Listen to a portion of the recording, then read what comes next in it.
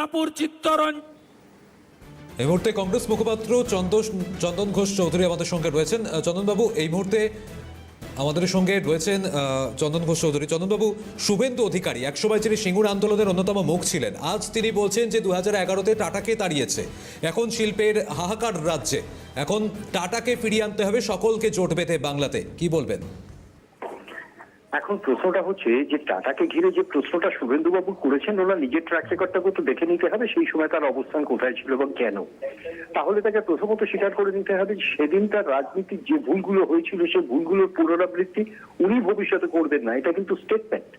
কারণ প্রশ্নটা হচ্ছে যে আজকে টাটাদের ক্ষেত্রে এটা তো স্বাভাবিক যে ওই সময় সিঙ্গুর আন্দোলনে একটা ব্যাপক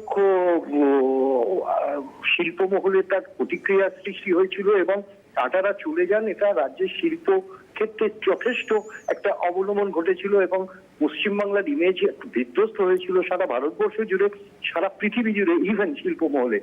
এটা একটা অবশ্যই অনৈতিক দিক, কিন্তু সেদিন যার নেতৃত্বে সেদিন ওই আন্দোলন হয়েছিল, যারা যারা নেতৃত্ব দিয়েছিলেন তাদের মধ্যে শুভেন্দুবাবু তো ছিলেন। অর্থাৎ মানুষ এত স্বাভাবিকভাবে ভুলে যাবেন কিভাবে? এটা তো সব থেকে বড় প্রশ্ন।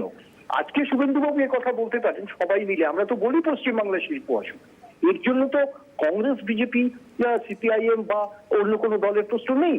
আমরা চাই শিল্প উন্নয়ন বাংলা হোক, শিল্প নীতি তৈরি হোক, কিন্তু শুভেন্দুবাবুকে এটাও তৈরি করতে হবে রূপরেখা কি, রূপরেখা উনি তৈরি করতে পারছেন কি?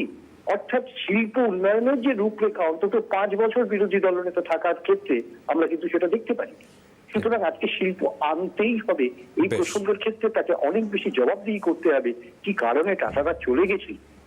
ঠিক, অনেক ধন্যবাদ আপনাকে। আমরা কথা বলছিলাম কংগ্রেস নেতা চন্দন ঘোষ চৌধুরীর সঙ্গে।